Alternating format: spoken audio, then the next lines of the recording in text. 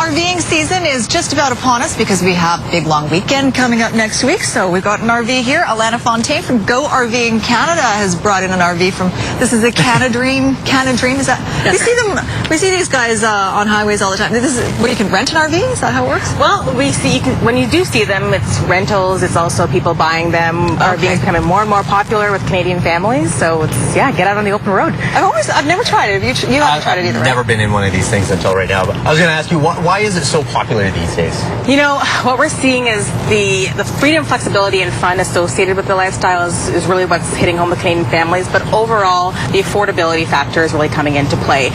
We recently released a study that showcased that an RV vacation can be up to 78% less expensive than a traditional vacation for a family of 4, for example. Okay. And where we see the cost savings, it comes in, you know, hotel stays, you're saving on that, you're saving on airline fees, you're saving on rental cars, you're saving on eating out at restaurants.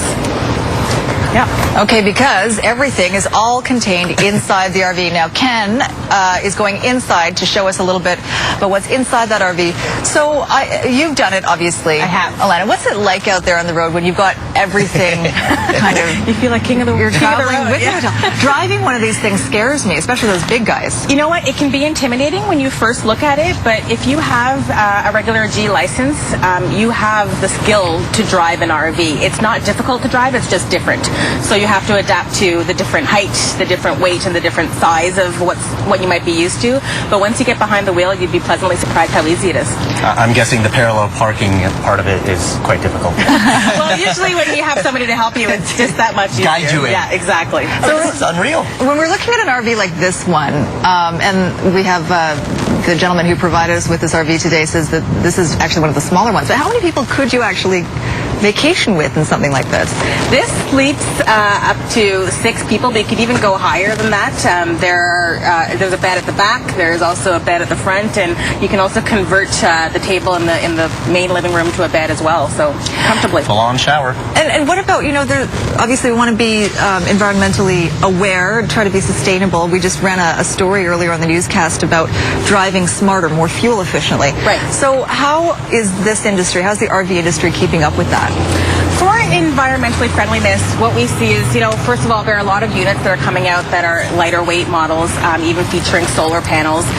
But you can also practice environmentally friendly activities such as recycling. You can reuse your utensils and your plates. You're not using styrofoam and paper. Making sure to, not if you're tying up your pet, for example, you don't want to tie it up on a tree to ruin the bark or that sort of thing. So it's really just getting some common practices to help the environment. What would this cost you, I guess, if you buy it, and what would like a rental cost? I mean, I'm guessing for a week is probably right.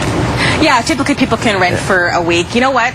Honestly, there are so many different types of RVs out there, and so many different, they range from the very basic to the incredibly opulent. They start at just $6,000 and can range, all the way up. So, yeah, it's really, what you really have to do is find out what RV is really best for you and what suits your needs and suits your family. There's an RV out there for every budget. Well, I have kind of our budget was that $3 million one, right? Right. Did you see the $3 million motorhome? I did not. Okay, is there a difference between motorhome and RV, or are they the same thing? An RV is really something that you can tow, or a motorized RV such as this. So it's basically a home on wheels that you can tow or drive. Okay, so the motorhome, that's the big... A motorhome is essentially one that you can drive. So there are 3 different classes. Class A are the big ones that you're referring to. Okay. This is considered a Class C. There's also a Class B camper van. Okay. You don't need a different license? You don't need a special license to drive the majority of RVs. When it comes to towing, there are different tow requirements depending on which province you are in. So it's always best to speak to your dealer about that. Who are the biggest RVers in Canada? Again, the beauty of RVing is it's flexible. So it's targeted to retired couples. It's targeted to young couples with children. BCers? How do BCers people who love rate? the outdoors. BCers? How do they rate? How do they rate? You mean in other provinces? Yeah. Well, nationally, our RV sales are actually up 13% for the first quarter of 2012, and we're targeting, each province. So okay, yeah. Okay, you can find out more information at GoRVing.com. Alana, thanks so much for coming in. Great, thank you so much. You want to go try to drive anything? Maybe. I don't think so. We'll take a break. No, we're going to Westla now, I think. Westla. Hi, guys. Hopefully there's some good summer RVing weather ahead of us. Hi. I think next week, middle of next week, we could see some nice RVing weather. Not so much this weekend. I know I hate to be the bearer of bad news, but we do have a weather system that's going to make its way across the province this week.